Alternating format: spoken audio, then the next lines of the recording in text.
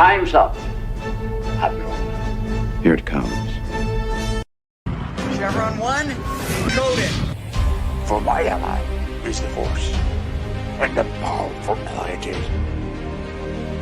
Life creates it, makes it grow. You failed, Your Highness. I am a Jedi, like my father before me.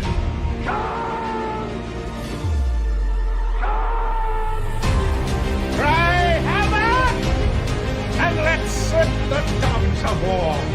Chevron 2 is coded. Conan, what is best in life? Crush your enemies, see them driven before you, to hear the lamentation of your women. It's on the reflexes. Paul also said you're heavy into martial arts, Tai Chi and all that killer stuff. I suppose we have to register you as a lethal weapon. Chevron 3 encoded. And somebody ought to belt you in the mouth. But I won't. I won't. The hell I will. Chevron 4 encoded. Do you expect me to talk? No, Mr. Bond, I expect you to die. Chevron 5 encoded. You take the blue pill. The story ends. You wake up in your bed and believe whatever you want to. You take the red pill. You stay in Wonderland. And I show you how deep the rabbit hole goes. Chevron 6 encoded. Now, come on, you can, look, boy. Great Scott. Back off, man. I'm a scientist. You shall not pass! I thought I'd die fighting side by side with an elf. What about side by side with a friend? A day may come when the courage of men fails, when we forsake our friends and break all bonds of fellowship. But it is not this day.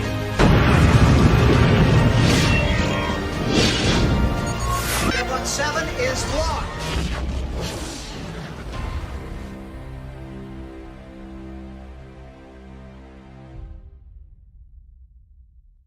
I almost screwed it up because I forgot. I thought I didn't make the right intro video, but I did. Hail and howdy, everybody. Welcome back to Saturday Night Drive-In, where we sit back, relax, watch some movies, and have intelligent discussion. And unlike Mike Tyson versus Logan Paul, you'll get your money's worth tonight. I guarantee it. Because this is going to be a good one, guys. Because this is a movie that Jed loves, and this is a movie that I have lots of thoughts on, having just first seen it the other day.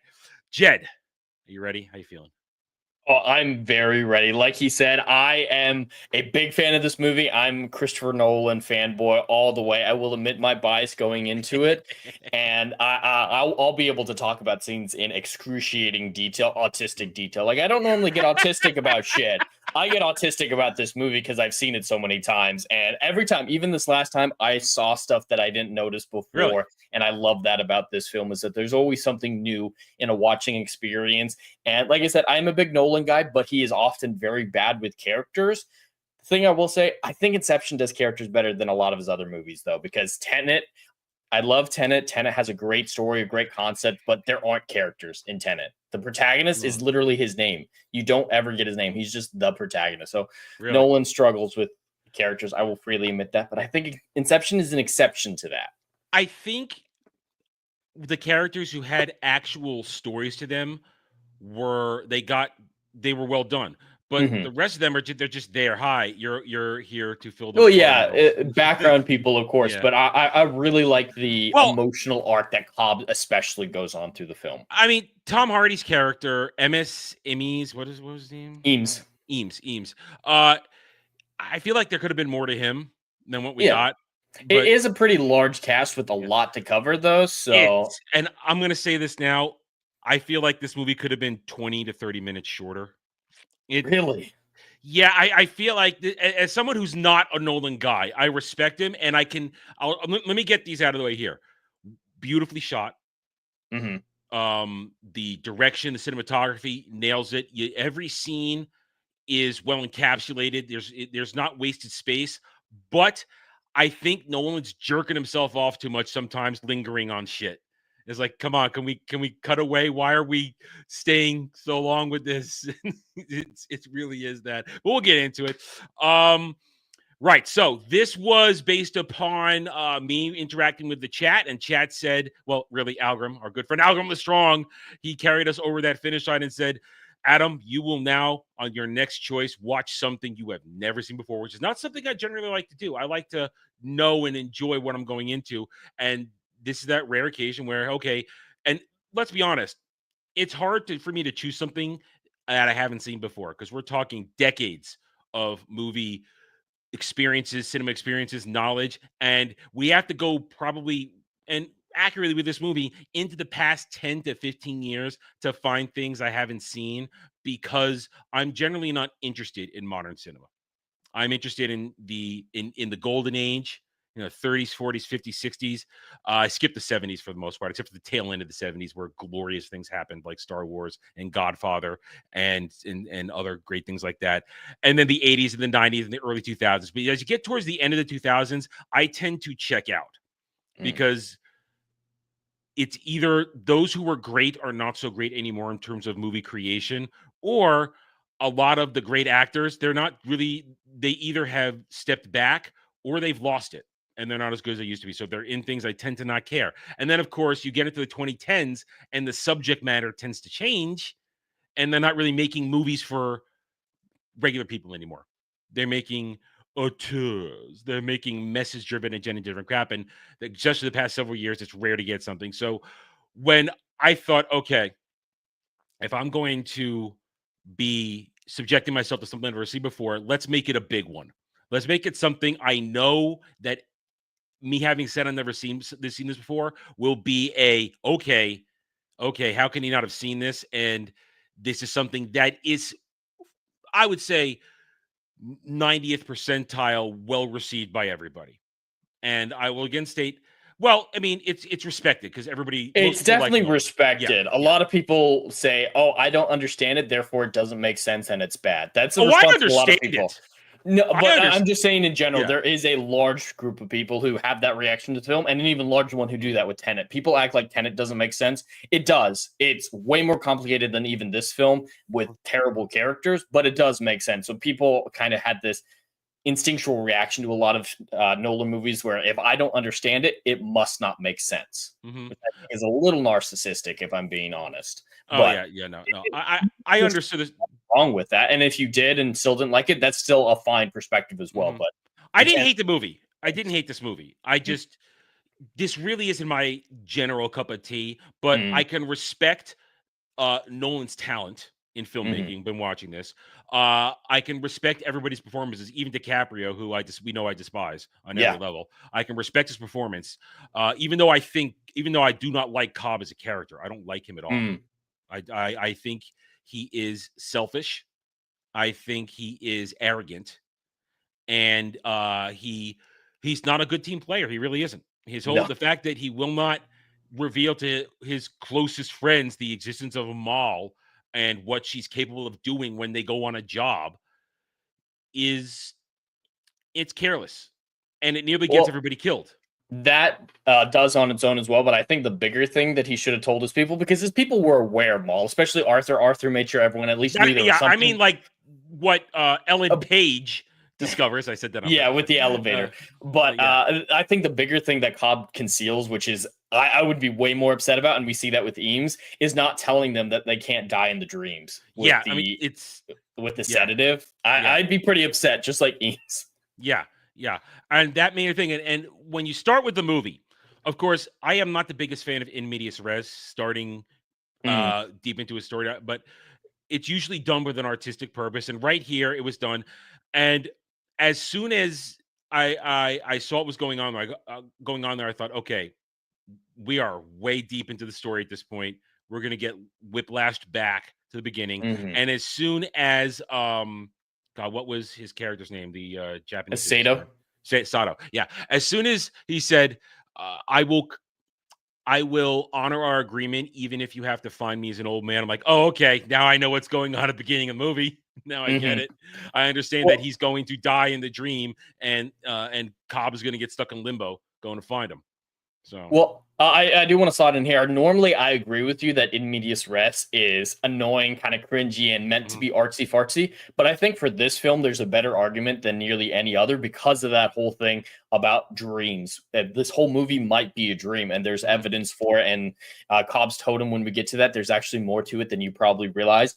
But Cobb specifically says to Ariadne, with the dream, you always are in the action. You're always somewhere. You never know how you got to the situation that you're in. So it makes sense for a film that might entirely be a dream to start in medias res. I think it makes a lot of sense. You bring up an interesting point, with the exception of, I think, twice, or actually when they're in the dreams, you never see anybody go under.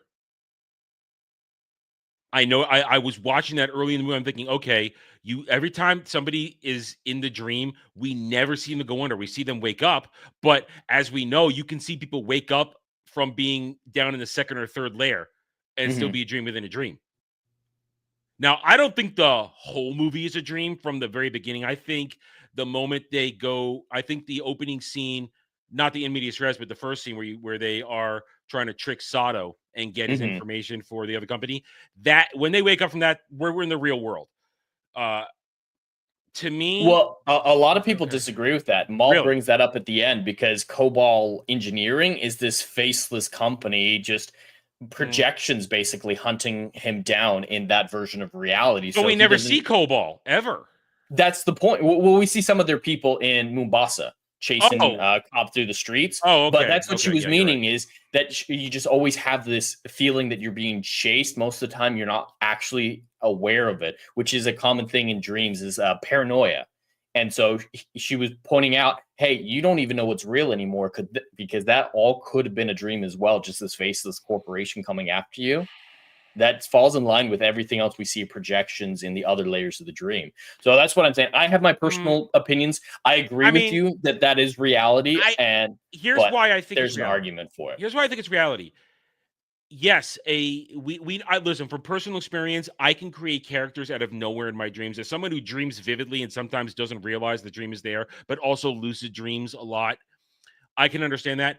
But Ariadne is too detailed a character for him to have made up out of nowhere in the dream. I think, to me, that's the key to that part.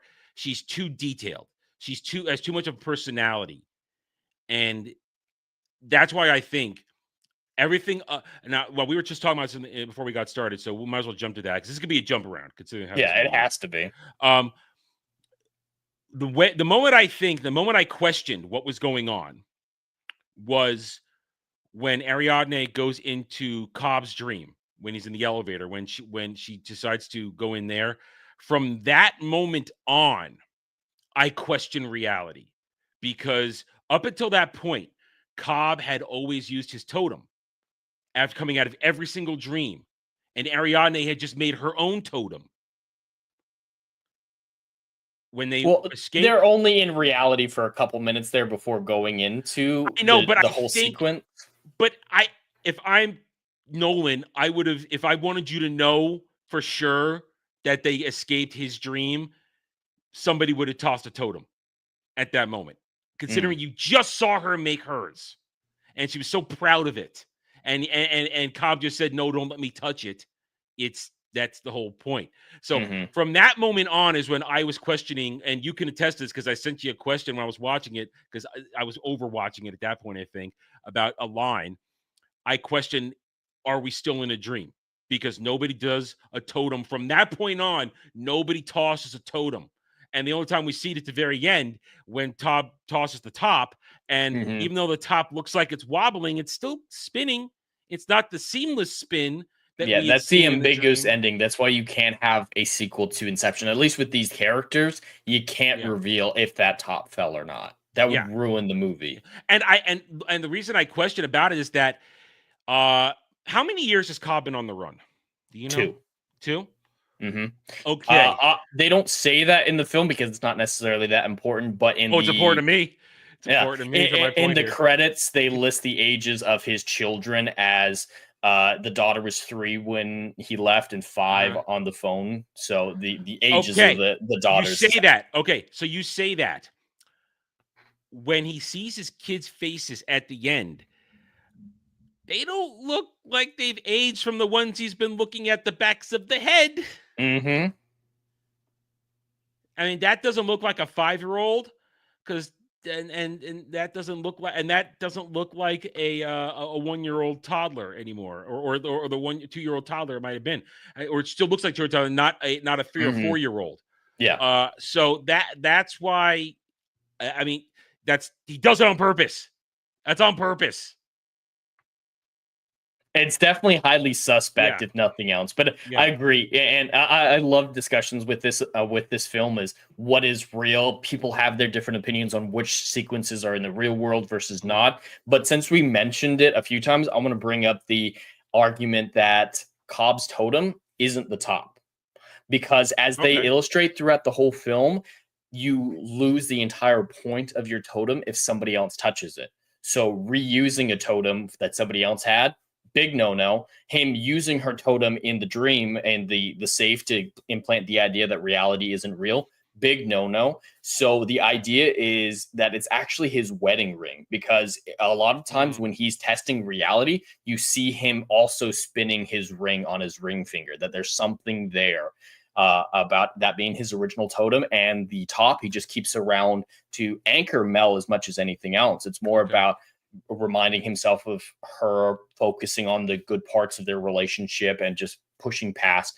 whatever emotional trauma he's having at the time, more so than determining reality. I never noticed him touching his wedding. That's what I'm talking about. Is that those are the details like I'm talking about. That's never been confirmed, but I like to ascribe to that theory, especially because it doesn't make sense reusing someone else's totem and telling other people how your totem works. Because the fact that the top falls over and Arthur knows that means it's reality is not a good thing. Because Arthur's not going to tell anyone what number his dice rolls on, even if he doesn't let them touch it, because that would also defeat the purpose. So saying, hey, this top works this way, not a good thing for an active totem. So I think it's more nostalgia, sentimental reasons why Cobb uses it and has it around, because it can't operate as a totem. That's interesting. And I'm sorry I forgot to do this, because he did it in the previous stream.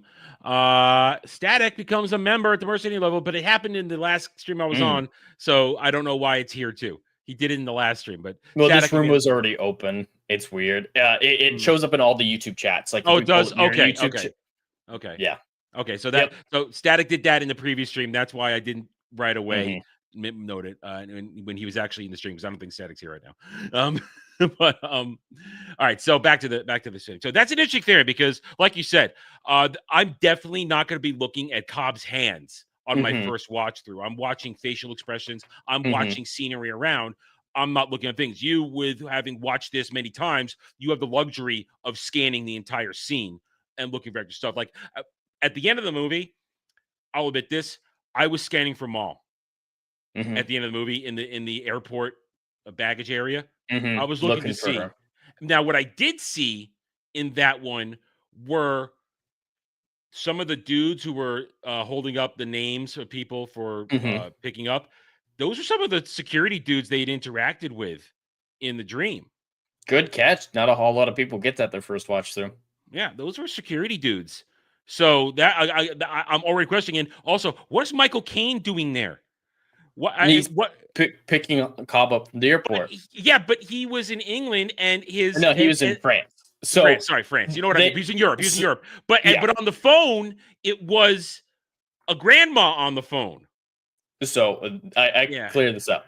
Okay. So his job keeps him at the Paris university that he works at, but because Maul's gone and Cobb's on the run, the grandma moved to the States into Cobb's old house to take care of the kids, and he'd visit constantly whenever he could. And over 2 years, he did give the gift to give them. You're right. He did give them the gift to give them beginning. Okay, so he does visit the United States often to visit his wife and his grandkids. It felt convenient though, and at that point, I mean, he would have told. His Michael Caine was already at least knew peripherally that this was going on and that he had a chance to come back. So he was already in that Cobb was trying to come back to the country. So asking him for a ride, I think, is completely within the realm of possibility. But as I said, I at the end of the movie there, I'm overwatching. I'm over scrutinizing everything, because I didn't know the end. Well, I could figure out, even though I never seen it. I knew nothing about this movie except the concept of dreams and dreams. That's the only thing I knew going into it, especially also because I watched that South Park episode where they made fun of the movie, which is hysterical. But therefore, I knew that the entire end of the movie was going to be, are we still in a dream? Therefore, going into that the final moments, I'm looking for evidence of the dream. Inconsistencies and evidence. And that's me over scrutinizing, saying, why is Michael Caine there? And go ahead. There is an explanation for the security guards. So there's an explanation for it both ways. Obviously, the one you took, it might be a dream because it's the same people reused. But the idea of reusing people from your subconscious is something that your dreams do. Is they repurpose things you see. So those are security people that Fisher has been familiar with. And since it's his projections throughout all three layers of that dream, it makes sense what people he peripherally knows and his subconscious could latch onto are populating his dreams as projections. So the argument for them being there cuts both ways. And that's why I find it so interesting. Yeah. So, all right, you know this movie better than I do. I'm not sure. Where do you want to go now in terms of this? Because I'm admittedly still processing the whole thing a couple days later. It's difficult to process. I think we can try to go chronological order. All right. So, and then do characters and music and whatnot. That Cobb is on the run because he's accused of the murder of his wife, Maul. We get the whole introduction of some of the major players in that first dream sequence, except for the dude who's the architect who gets ganked because don't get ganked. Assumedly ganked, yeah. Yeah, he's left to be killed by possibly the real corporation that hired Cobb and Arthur in the first place. And then Sato hires them to break into Fisher's mind, and here's the title of the movie: do an Inception, plant an idea of breaking up the Fisher company, whatever, I forget what they were called. Fisher Company. They have the near monopoly on whatever the current day energy of this world, because there's a lot of obscurity in this movie or of when this is, what the state of the world is, because they say an interesting thing that there's poor extradition between America and France. Not the last time I checked in the real world. Extradition between America and France not that I'm aware of, and Leo would know that from Catch Me If You Can.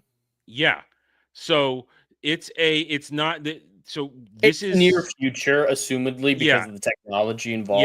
Yeah. Now, I will also say they tell you in a decent exposition dump where it's not doesn't feel like they're pushing it on you. They explain where the technology originated from, but they kind of stop short of telling you who made it, where it originally came from, and this and that, and then not really telling you how are you connected.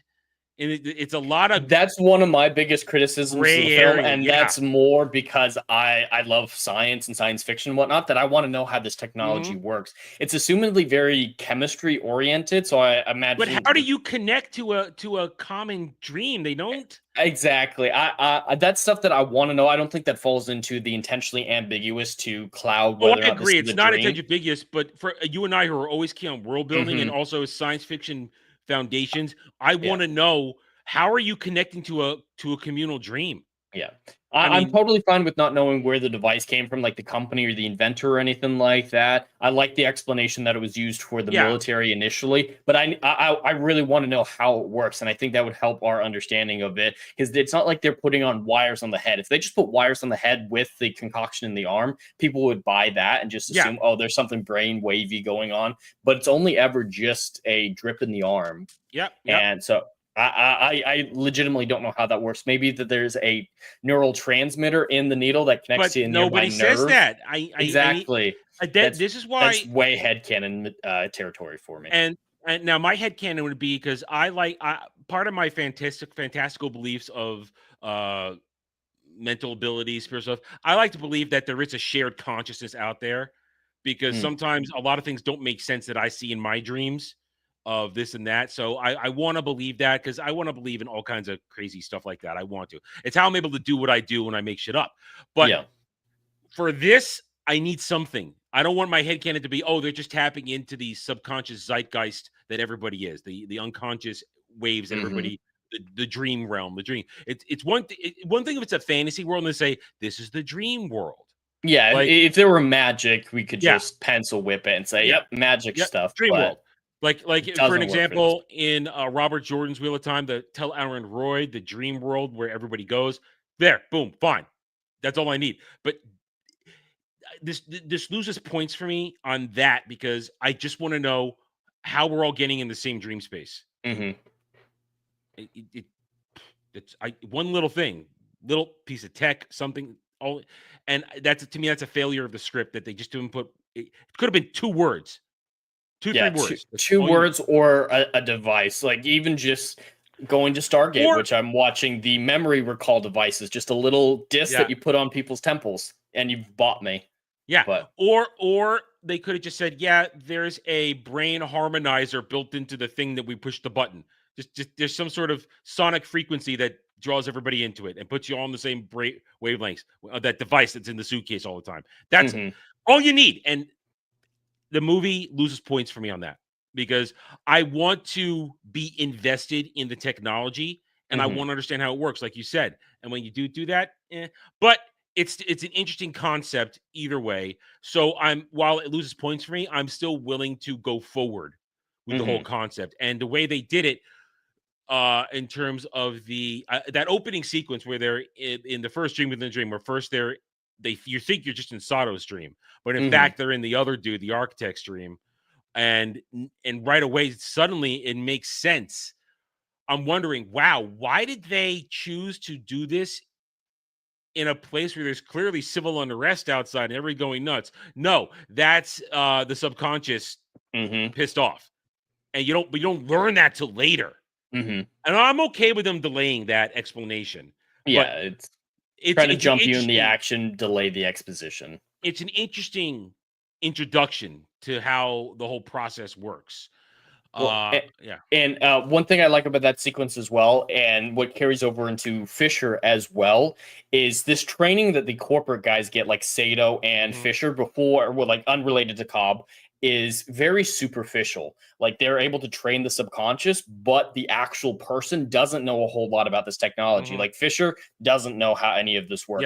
And Saito, he assumes that he's the one dreaming in the lowest level in the little Japanese party that we start the movie at. But that's never the case. The subject is never the dreamer. They populate the dream. It was Arthur's dream in that. So why didn't Sato know that? Because that's just not the type of training that these corporate guys go through. They just dream, the guy comes in, trains their subconscious, and they leave it. It's not something that's a high priority for them. So I think that sets up Fisher's lack of knowledge and trained subconscious at the same time. And it works. And that's why as soon as they started in Fisher's dream and the train just bulldozed everything, I'm like, oh, he's got security. The train wasn't him. The train wasn't him. Was that Cobb? Was that Cobb? That was Maul. Yeah. Oh, that was Maul. Because you saw the train in the elevator. The elevator's one of his primary memories. Aspects of those core memories in the elevator show up throughout the film. The most obvious one is the train and the specific glass because he had them put their heads on the track and now that's how they got out of limbo. Oh yeah, okay, you're right. But either way, that keyed me in that thinking. I wasn't surprised when the black van showed up because I thought that was connected to the train, but that was Maul probably triggering it in the first place. So either way. So yeah, anyone who's in the dream can help populate it. You do have a subject who does most of it, but as you see with Cobb, he's populating with his subconscious as well every time he goes under. So anyone with a distinct, strong aspect of their personality, their subconscious, whatever, would show up. Like Ariadne, if she'd been abused by her dad, hypothetically, her dad might show up in all her dreams. Like everyone populates to a certain extent, but this subject populates at 99%. You're right. All right. Thank you for correcting me. The train was Maul, and now connected it to the end. That makes sense. Now I can see that. I understand that now. So we skipped ahead, but after that, Sato basically recruits Cobb for the job to get the idea in Fisher's head that he needs to break up his father's conglomerate so that whatever the energy source that he's about to corner the market on is not realized, and Sato can continue being a businessman. And I want to say this now because I kind of said it before, where I said I don't like Cobb as a character. With the exception of maybe Arthur, I don't like anybody in this movie. A lot of people are selfish. Like Sato, he calls on them. It's like, hey, we want to stop a monopoly, but doesn't say out loud, it would make me the monopoly instead. Like, this is entirely selfish for Sato. Cobb, he takes advantage of people. Yeah, it's for a, I guess, decent motive to go back and be with your kids. Obviously, it's an understandable motive, but he's betraying people, lying to them, tricking them. Yeah. Absolutely. Ariadne, I think you might have a bad taste in your mouth because of the actress involved, but I don't think she does anything that's particularly unlikable. I think I don't. For me, Ariadne, I can separate Ellen Page. I separate DiCaprio. I could separate Ellen Page because she's Ellen Page in this movie. Anybody who sees this, that's who she is in this movie. It's accurate. Yeah. In this movie, her I think her slight arrogance as being as good as she is what she does, and later on, her pushiness of it. Now, I understand that she is rightfully pushing Cobb to tell the truth, but there's just something about her tone. She's a little bitchy. It's not Whammons, but it's a little bossy. I'm not gonna say girl bossy. It's just bossy. Yeah, and she doesn't necessarily ever, in my opinion, outside of being the architect, she doesn't really earn it to be that bossy. At least for me. Well, I mean, to a certain extent, she is a savant in real life. That's why she was given to Cobb, and so she's assumedly a genius. And Cobb's reaction to the way that she flipped Paris in half was unusual. So she's clearly naturally gifted and talented at dream manipulation, even coming up with new ways to trick the projections with the mirrors to make that bridge. And Arthur obviously teaches her more of that later on. But she's definitely naturally talented enough that a young person would manifest that as ego. So I can buy it at least. Even if it's not. I'm turned off by that kind of personality is the thing. So I naturally, and I say, so it's not so much Ellen Page, but the personality of the character. And in the end, she does, of course, play a critical role in helping Cobb, because this whole movie, I mean, at least as I understand it, the purpose of this movie is mental health. That's the purpose. That's the whole core idea of this movie.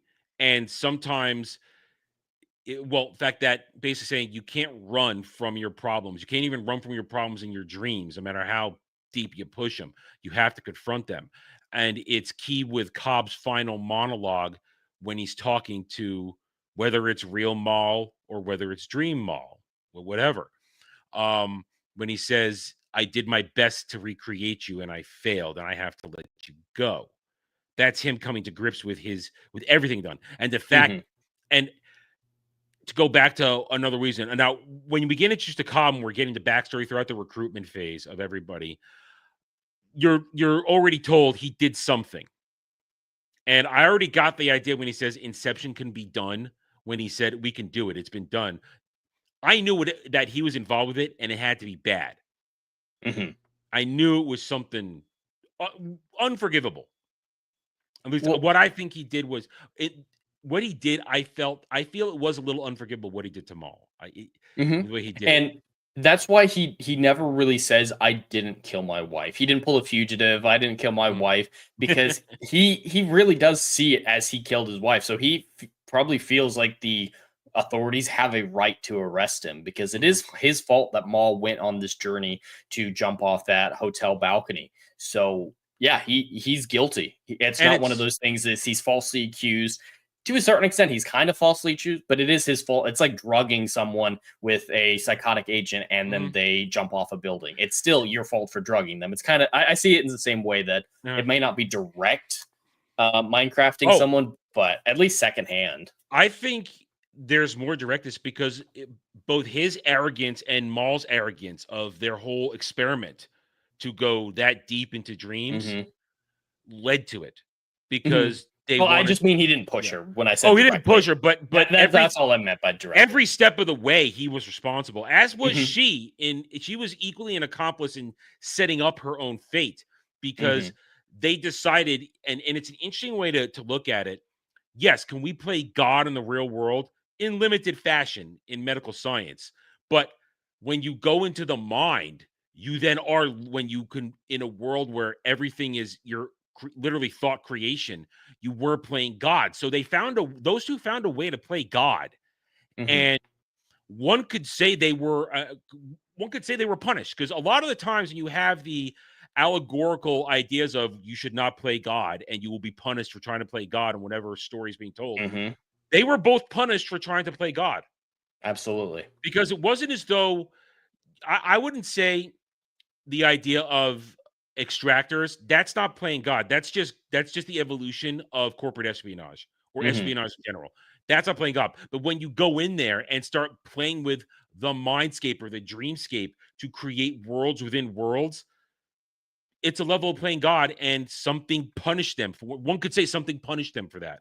And Cobb could still very well be being punished, because you might say, oh no, it's not being punished. He got to see his kids, but it's not real. And somewhere he's sitting there like this, as a vegetable, trapped so deep layers that 1 second is decades, centuries, even.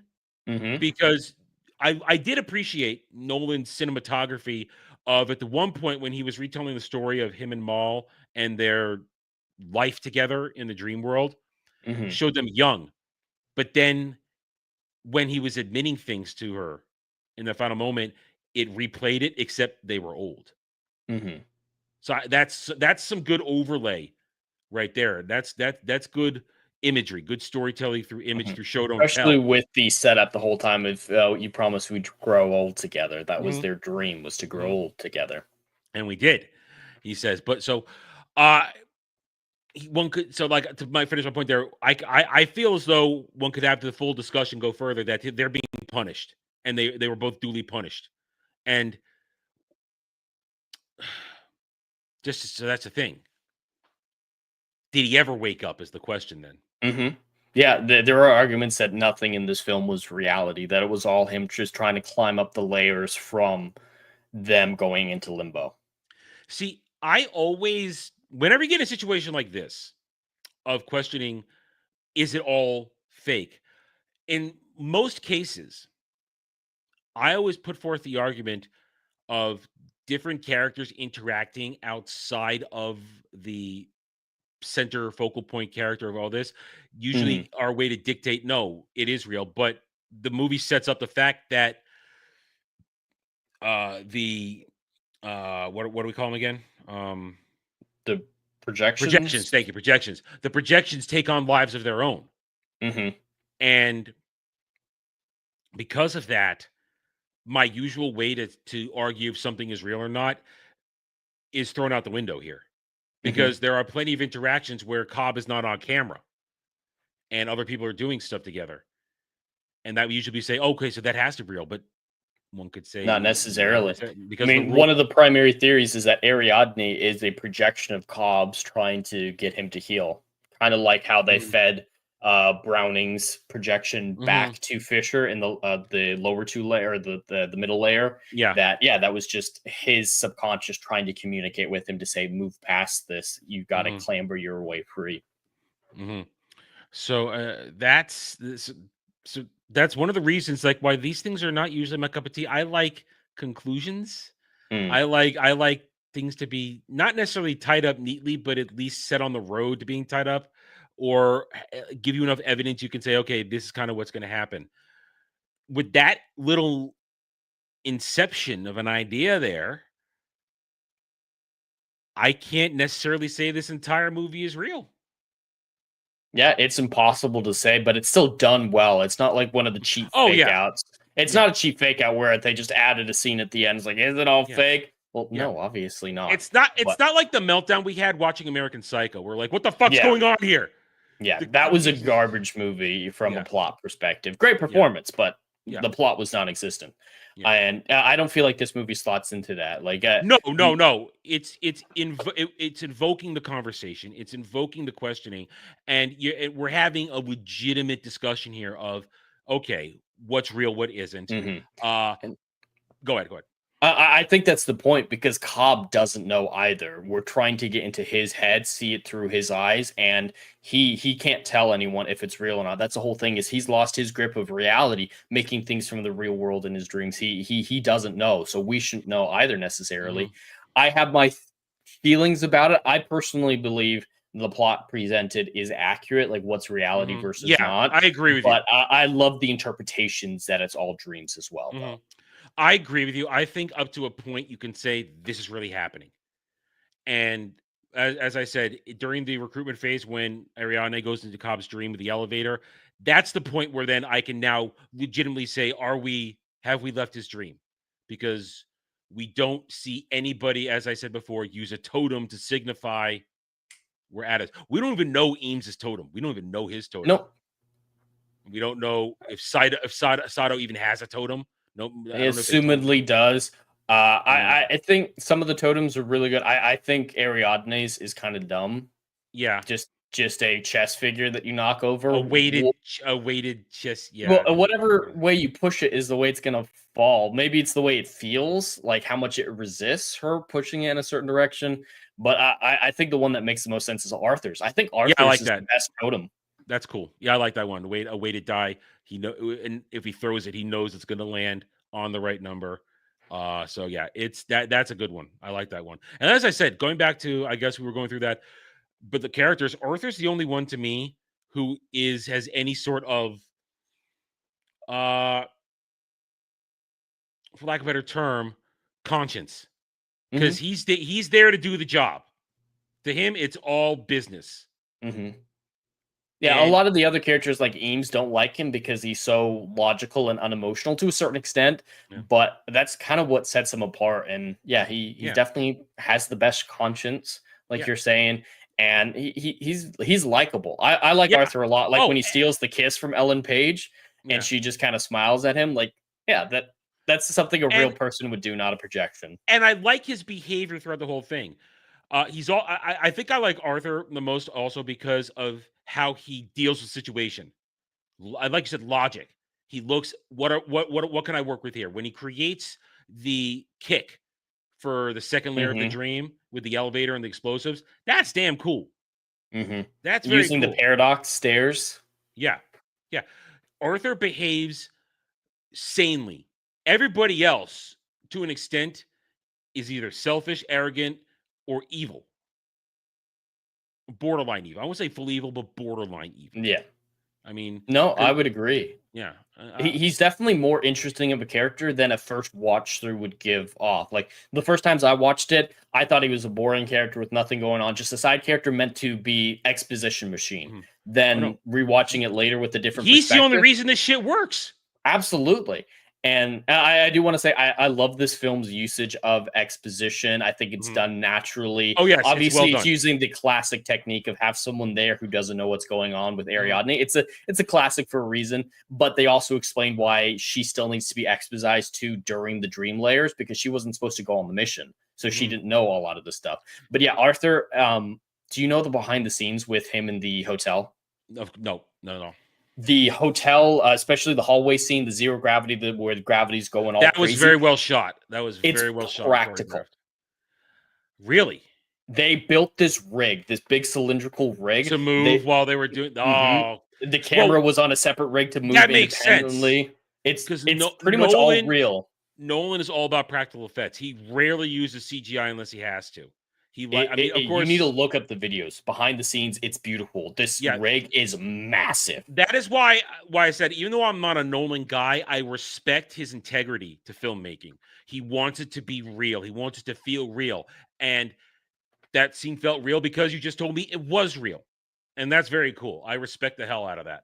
And that was well choreographed too. Extremely well choreographed. And I respect that everybody took the time to make it look legitimate.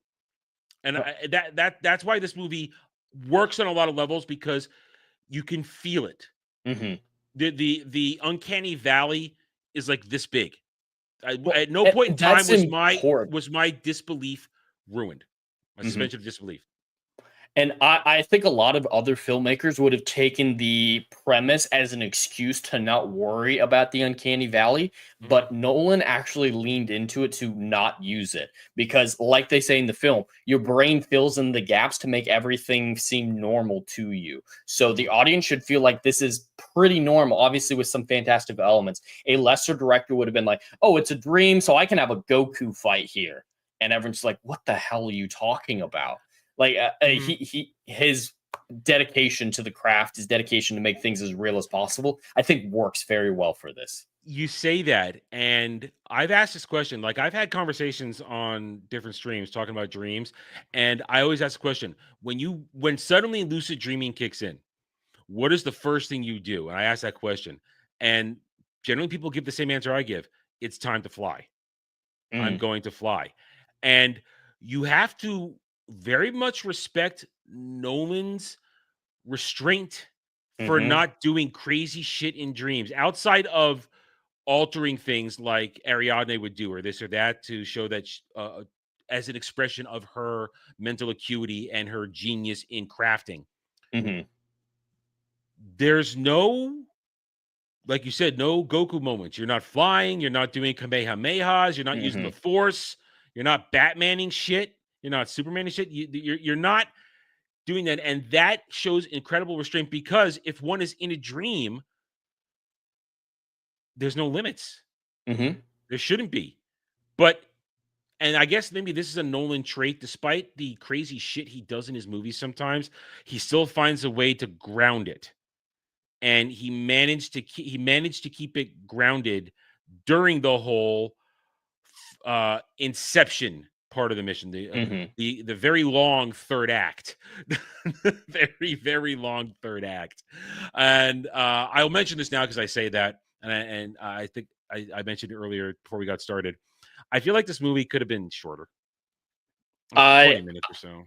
I don't really agree, but real fast while you're talking about the reality of this and like how he could have gone crazy. I like that he also wrote in an in-universe reason to do it because the projections would freak out. That's why they want to keep the dreams as grounded as possible so the subject doesn't realize, hey, this is weird. I'm going to go off and fuck around and do my own thing. They want him to think that it's real, want the projections not to freak out. So I think it makes a lot of sense why he made these decisions and didn't go full Goku. I don't know why that's the example I decided to go with, but just the crazy over the top nonsense. Yeah. But I feel as though overall, to me, you don't waste the character interactions. Everyone had its purpose. I just feel there could have been like 2 minutes here, 3 minutes there, shaved off of Nolan lingering on some things here and there, on some sequences, on some establishing shots. Do you have any examples? Because I can't think of any.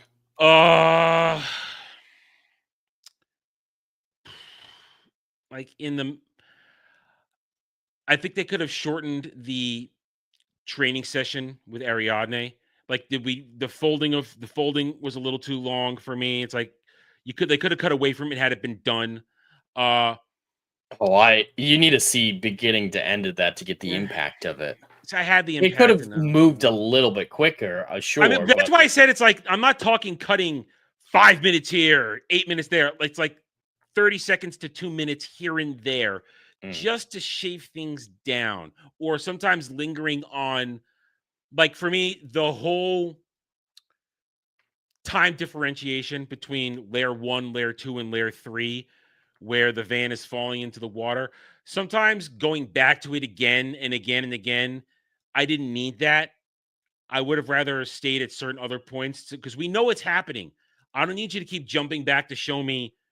Well, they mainly jumped back to show what impact it was going to have, like when. No, I meant the falling. No, I meant falling off the bridge. I don't mean when he was doing the fancy driving and the gravity altering. That's fine because that has purpose. I meant at the climax with the jerry rigging of all the new kicks and everything falling apart, and when the van is falling into the water. It's like small shots, but it's like I didn't need an extra 5 to 10 seconds of that. I mean, just little bits here and there could have been shaved off. The purpose of those are to tell you how much time has passed. But they kept I know they're doing different it. levels, but I yeah, already you want to knew be it. able to For see. me, I All already right. knew it. That's the thing. Well, I just mean like some people are like, all right, it's been a few minutes with Arthur. How much time do you have left? We cut back. The van is a quarter of the way down, so he's like, all right, he still has a lot of time. A quarter way, but then they cut right back away, and it's just been another second. It just gives you a scale to how much time Arthur has to do this stuff, and then inversely, it's I think it's important just to give you a sense because of all the different time dilations. It might be a little bit difficult to follow how everything's happening because the stuff in the snowy area is taking place over hours, so it just gives you a lot more context, a lot more momentum to the events as well. I know that this is now done for the purpose of an action set piece. Did we need to see Eames destroying all the soldiers constantly? Well, they were going so fantastic. They told Fisher before they got down there that he was in a dream. So he went into that dream knowing it was a dream. And so that's going to freak his projections the fuck out. So no, that's not what I mean. I mean just showing him the many different ways he's killing the projections. I mean, I think they could have shaved that off a bit. Maybe a little bit to get to the. I think it was mainly used for tension and action set. It was the action on. Set piece is what it was. It was action set piece. I mean, it's better than cutting to Fisher crawling through those vents for an hour. Well, not even that. I mean that part, because so much goes on there. I just feel, especially in the snowy sequence, that's the example I'm now going to. I think they could have shaved down that timeline and just gotten to the points. So I'm just. You asked me, and that's how I feel. The little places, because I'm not saying cut 30 minutes out. Somewhere between 20 to 25 minutes, just to get it closer to 2 hours. I feel over 2 hours, my leg is bouncing up and down towards the end. I want another half an hour for time to talk about how this technology works, get some more examples of how other people use their dreams. I get more time to develop Eames. Like I just want more. Yeah, see, I don't want more. Give me a mini series of this, a 10 episode mini series.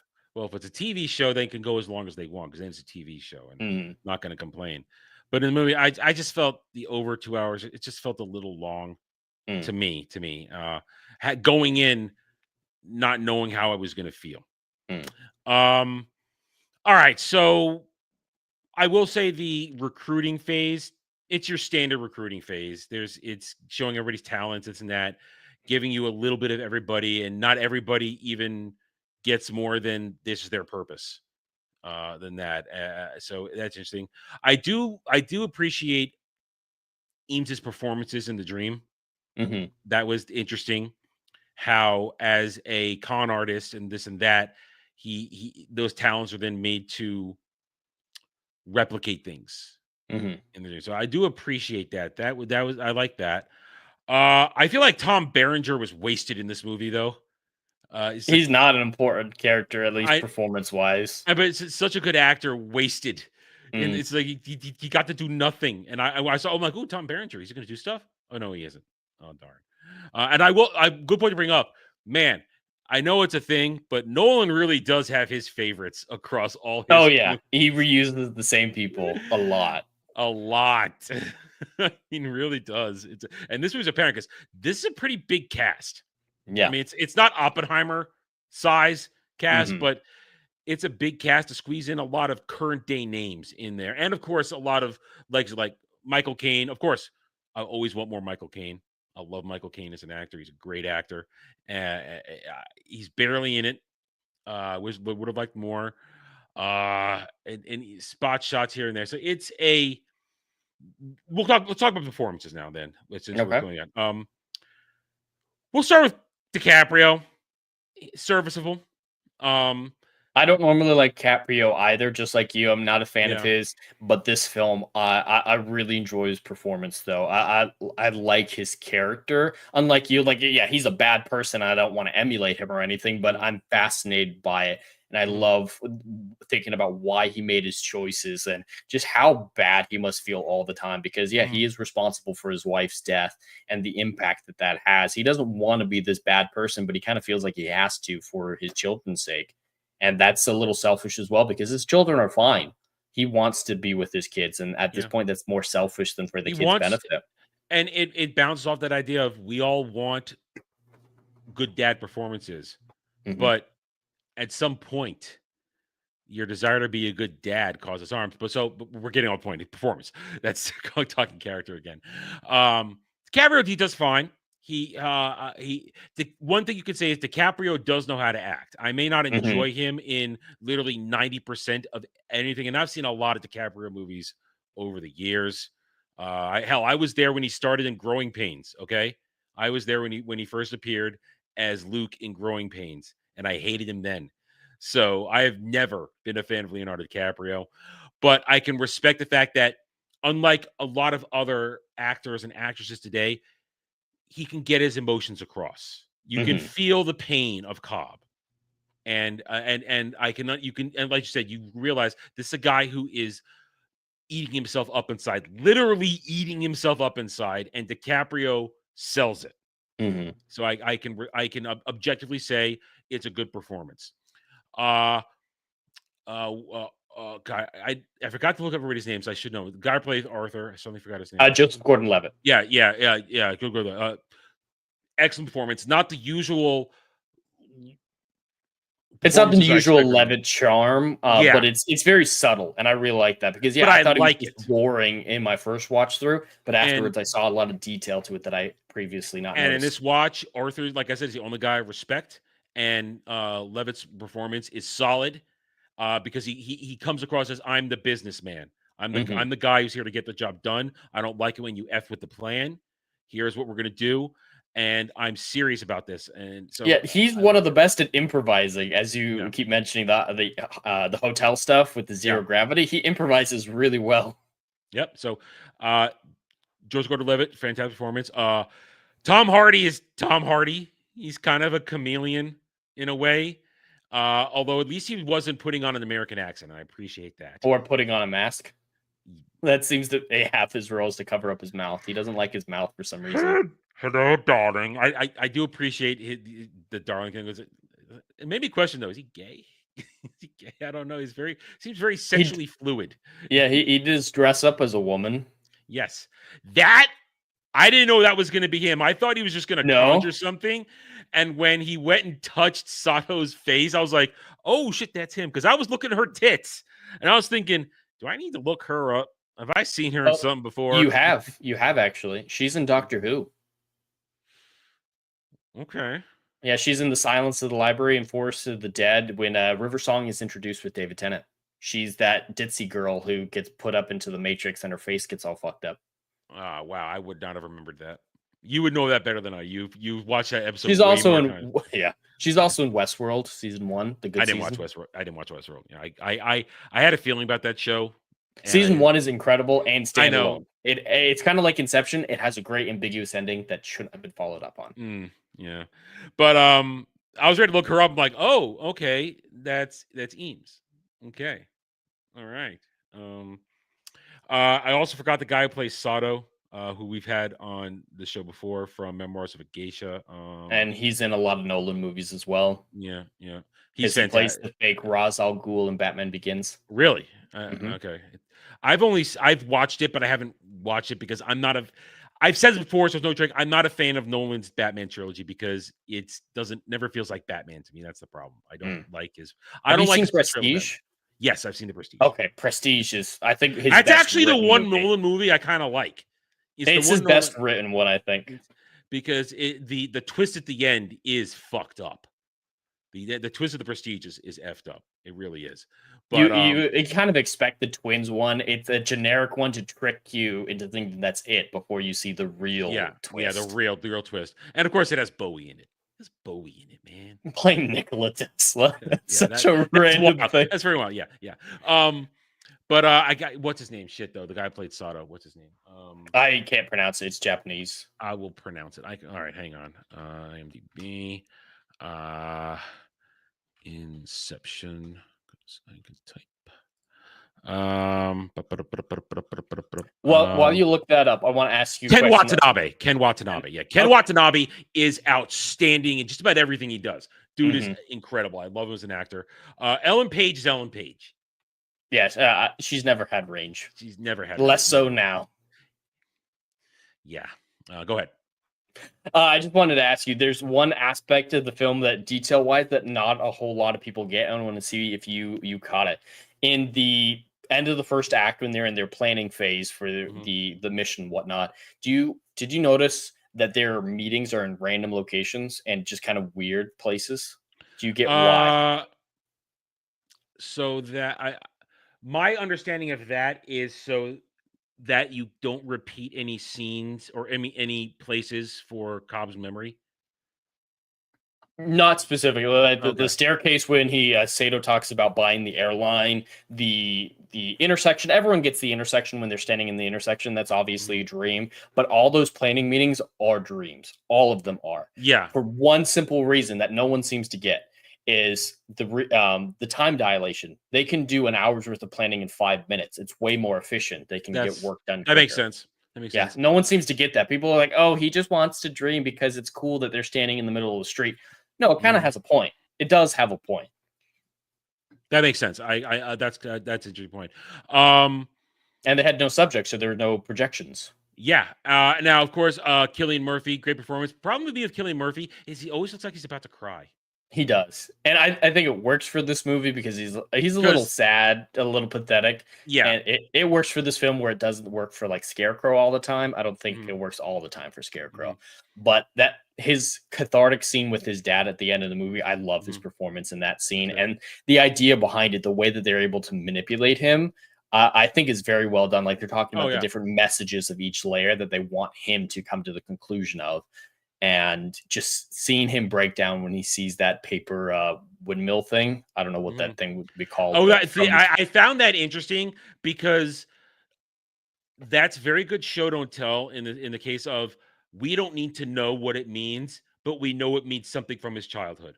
Yep. We just saw it in the picture. He connects it to a happy memory with his dad. All I needed. That's all I needed. Once again, I'm going to give Nolan some positive commentary here. The fact that that's good artistry right there. That's good storytelling. Show don't tell. It's like, okay, it's a happy memory, but you know what? I'm not going to stop and say, wow, Dad, I remember the time that you gave me this windmill when we walked the park.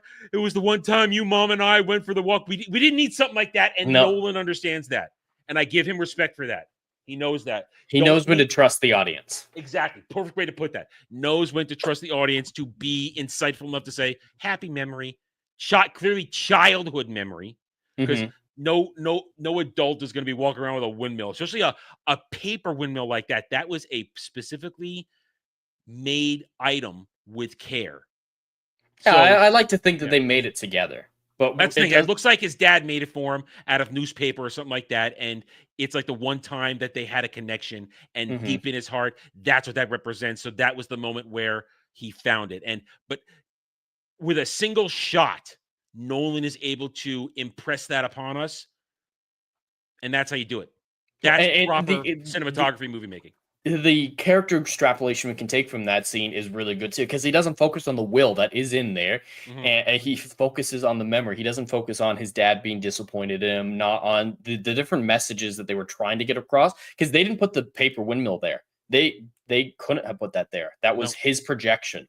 That's how he was feeling emotionally. That was a manifestation of where he was emotionally, and it's manifestation of his catharsis. Not the will. He did at that moment. The will doesn't even exist. It's not even real. It doesn't exist. But he doesn't care about it. The what happens to the company is of zero value to him in that moment, and that was kind of the point.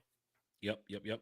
So I have no problem with the performances. They range from really good to hi, you're Ellen Page, and that's all you were really ever good at is one note emote. All right, got anything else you want to touch on here? Since once again, I would steer it if I'd seen the movie 10 times, but the one time you have a much better grasp of anything we'd want to talk about. So anything else you want to touch on in this? Well, there's one brief thing that a lot of people point to as a flaw in the film that I actually argue against is the need for Eames to place the explosives, because he was already going to begin placing those explosives before Ellen Page Ariadne came up with the plan to go save Fisher. And a lot of people don't understand how that finality works. Did it all make sense to you? Oh yeah, of course it makes sense. You simply need to kick him back to one thing so that he can before they get kicked back to the next one. It's a domino effect, is what it is. Yeah. But a lot of people don't know why he's setting the explosives before they're even worried about getting Fisher back. It was part of the plan always to have the explosives there and blow up because the hospital. That's the kick, so that they can fall into the Well, chasm. right, but the kicks are usually they're for the next level down. Like the van is a kick for the hotel and so on and so forth. But there was no lower level than the hospital initially before they went down to limbo. So they need to blow it up. Yeah. It's all to facilitate the kicks and so that they can control it. Because you saw with the avalanche, they missed that kick. Yeah. And so by blowing up the hospital, having that be, they determine what the kick is and how much it affects. They can. It's just a way to control. A lot of people don't understand. They're like, why is he already going to blow up the hospital? That doesn't make any sense. No, they're facilitating Arthur's kick. Yeah, So and then they're also using it at the same time to help get Ariadne out of limbo. And then adding the kick of the defibrillator to get Fisher back. So yeah, that all makes sense to me. Yeah, that wasn't a problem. All right. So anything else you want to touch on? Because we could probably go longer and longer, but with just the two of us, we're gonna end up talking in circles. Yeah, so, you could go on forever about all the small details about this film, all the little Easter eggs, not Easter eggs, but setup and payoff. There's a lot of subtle setup and payoff. The first thing I said, old man.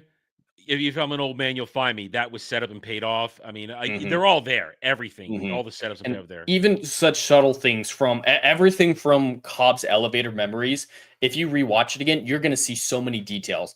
From the way that curtains ripple in the wind to the glass breaking is an obvious one. The train's another obvious one. But there's so many other little details. Like you even in some dreams see the playhouse that he put the top in. You see it in another dream that he manifests. Yeah. Oh, I was watching every little detail from scenery like that. I was watching carefully to see if it was a repeat thing. Because once again, watching this for the first time, I don't know what's significant and what isn't to show what's a dream, what isn't. So I was making constant mental notes. Okay, because the way my brain works, I have partial photographic memory.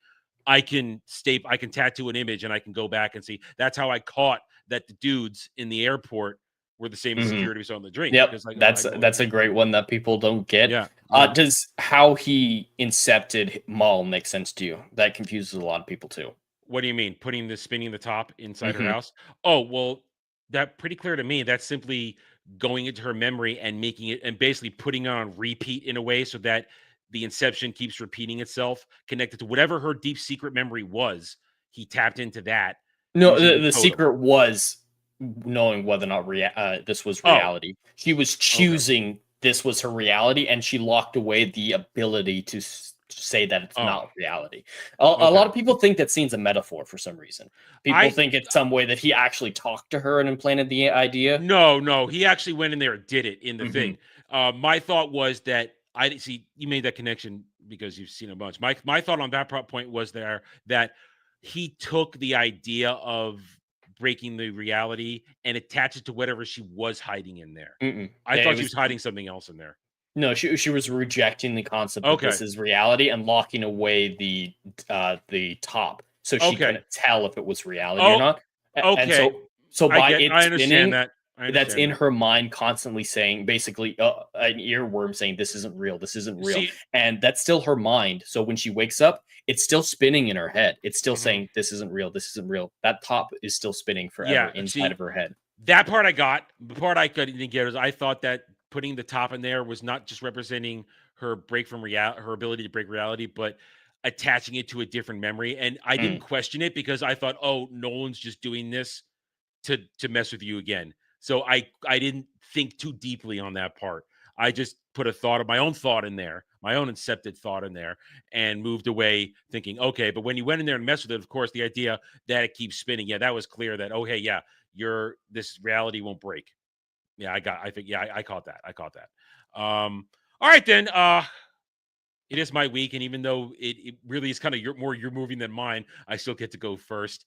As I said, I respect the cinematography, quality acting, quality performances, production value off the scale from everything we talked about. I don't hate it, but I must say, as storytelling and experiences go, this is not really a movie that from a relaxation experience that I look It's not escapist entertainment. And no, it isn't. And that's generally what I want. But from a cinematic perspective, from a watching this and saying, okay, this is how you do this kind of thing correctly, from directing to this, that, it gets a lot of points. That's why all my things talk about like the lack of the explanation of how the technology works and all my little nitpicks. I give it an 8 out of 10, a solid 8 out of 10, because it's not my cup of tea, but I could objectively say that it does what it's supposed to do as a movie, and I can understand why some people love it or hate it. All right, you go. All right. Well, for me, this is absolutely my perfect kind of movie. Like with Last Night in Soho, we talked about the differences in our opinions for that. This falls into the same category for me. Is I love psychological thrillers. I love movies that make me think and question. And I usually prefer, like you're saying, a definitive answer on things. But I think the ambiguity of this film is masterfully executed. Ambiguity can be an excuse for lazy and incompetent writers. Nolan is neither of those things. So when he uses ambiguity, it's done well. And this is one of the films that I put up as a near perfect movie. I really love so many aspects of it. I think the script is incredibly tight, but there are the concerns that we talked about. Some of the characters are flatter than they should be. Ellen Page is not a good actress, never really was. So she's just kind of there. And that's why I'm a little bit worried about Christopher Nolan's next movie with Tom Holland and Zendaya. Yeah, you're not bringing Cillian Murphy, a absolutely talented actor, to lead your next film. Wow. But moving past that, I think overall the characters are very well written for the most part, but there are ones in the background, like I said, performances that weren't great. And I think it is important to know how the dream machine works. The dream machine, we'll just call it that, because assumedly that machine does exist. Even if the entire movie is a dream, he does talk about in their backstory that Michael Caine taught him and Maul how to use it. Maybe he's the one who invented it. Could have something there. But I think that's actually important to know how this works, because my suspension of disbelief will not say, oh yeah, there's some chemicals get in their veins and that makes their brains connect. That isn't enough for me. So I think that's where I take the most points off of this. But overall, I think it's a near perfect movie, and I give it a 9 out of 10. That's huge for you. That is huge for you. And there it is. Okay, we are heading into the holiday season. We got 1 week left where we take a small break over Thanksgiving weekend, and then we're into Christmas movies. And that's funny because my next movie was chosen by our good friend Algram the Strong, but as a bonus to the fact that he got me to choose this movie. But Jed, before that, what are you giving us next week? Well, I thought since with the film coming up that you're going to choose, I wanted to go a little bit away from that instead of doing the old film I was initially planning on doing. I want a good escapist, at least for me, a very escapist film that will just make me smile, lead me into the Christmas spirit, at least in, the family aspect of it, the nice, easy entertainment aspect. We'll be picking the second film in the Hornblower series, The Fire Ships, continuing off that arc that we started a while ago. I'll have to refresh myself, but I did watch it. I've already seen it, so we're ready to go for that one. And as I said, my next one, we'll be back. It'll be December, and that means Christmas movies. I've already got this, and this year I get 2, and you only get 1, the way that everything works out. So my first one, and it is a Christmas movie because it takes place on Christmas, and that's enough for Adam. The Lion in Winter. You want to talk about what I consider an incredible movie. That's great. So we're going to kick off Christmas with that one. So thank you, everybody. And for those who are joining us across both channels, remind you that when we do this show, it's really, we're talking to each other. And unless you guys ask us a direct question, we try to not break the flow. So we might be having new people coming in here lately. So if we don't interact with you as much as we do on other streams, that's the reason, because it's about the discussion. But of course, you guys are always free to reach out to us, ask us questions. We will stop and ask it because you are part of the show as well. Anyway, thank you all for being here. We will see you guys next time. Until then, take it easy. Have a good night or day wherever you may be.